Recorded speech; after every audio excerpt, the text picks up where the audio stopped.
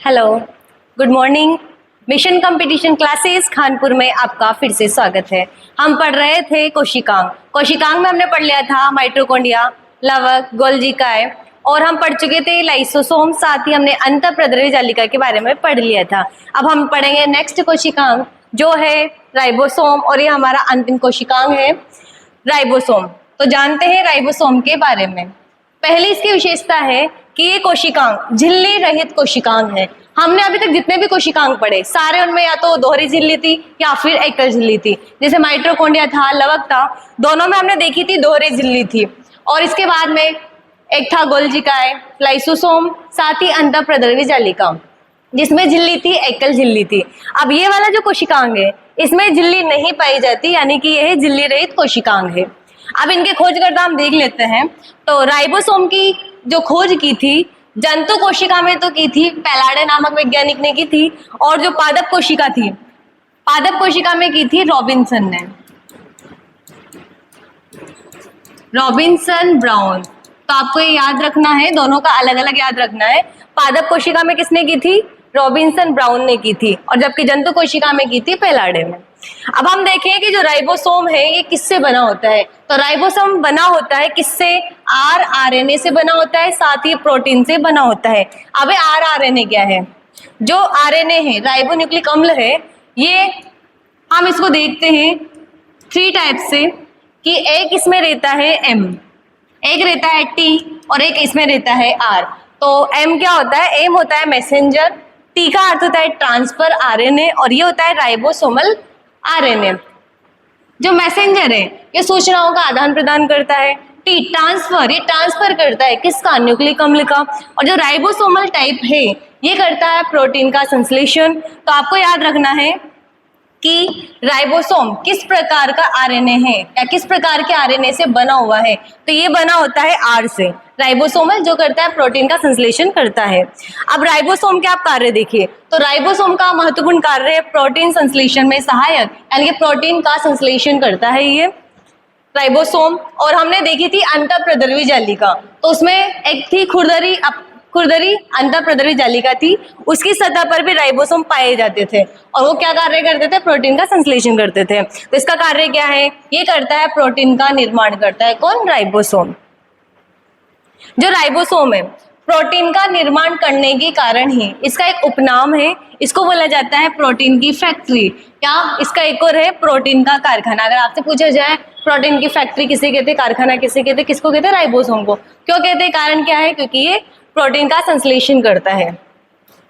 और राइबोसोम कोशिका का सबसे छोटा कोशिकांग है सबसे छोटा, लेकिन बहुत ही ज्यादा महत्वपूर्ण है। तो आपको ये बात भी ध्यान रखनी है कि राइबोसोम कैसा है? बहुत ही छोटा कोशिकांग है। और साथ में जो राइबोसोम है ये कोशिकांग के अंदर कोशिकांग है। जो अंतःप्रद्रवी जालिका थी खुद एक कोशिकांग है, और उसके अंदर भी राइबोसोम पाए जाते हैं, इसलिए इसको क्या बोलते हैं?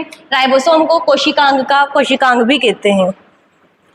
अब हम बात कर लेते हैं राइबोसोम के आकार की। तो राइबोसोम का जो आकार होता है, प्रोकैरियोटिक कोशिका और एक होती है यूकेरियोटिक कोशिका, ये दोनों कोशिका अलग अलग है। कि प्रोकैरियोटिक क्या होती है? ऐसी कोशिका जिनमें केंद्रक अनुपस्थित होता है, या बोल रहे हैं कि केंद्रक बहुत ही अविकसित होता है, उसे बोलते हैं प्रोकैरियोटिक कोशिका।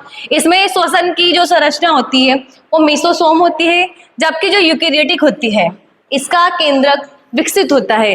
इस कोशिका में केंद्रक विकसित होता है, साथ में इनमें कोशिकांग भी पाए जाते हैं, और इनमें श्वसन की संरचना माइटोकॉन्ड्रिया होती है, जबकि इसमें किसी प्रकार का कोशिकांग नहीं पाया जाता। तो अब आप देखिए राइबोसोम का आकार देखिए। तो राइबोसोम का आकार होता है, प्रोकैरियोटिक कोशिका में होता है 70S। ये S क्या है? S बताता है राइबोसोम के घनत्व को। क्या बताता है? घनत्व को बताता है। साथ ही ये हमें बताता है राइबोसोम के आकार को। एस का मतलब होता है सेडिमेंटेशन यूनिट, इसको बोलते हैं सेडिमेंटेशन यूनिट, और हिंदी में देखें तो इसको बोलते हैं अवसादन गुणांक। तो देखिए प्रोकैरियोटिक कोशिका में राइबोसोम का आकार कितना होता है? 70S होता है, 70 सेडिमेंटेशन यूनिट होता है, और इसकी 2 उप इकाइयां होती है। ऐसा नहीं है कि आप इन्हें टोटल करेंगे, टोटल नहीं करना है, वरना टोटल करेंगे तो 80 हो जाएगा। ये होती है इसकी उप इकाइयां। तो 2 उप इकाइयों से मिलकर बना होता है। पहली उप इकाई है 50 और दूसरी है 30, पीछे लगा हुआ है S।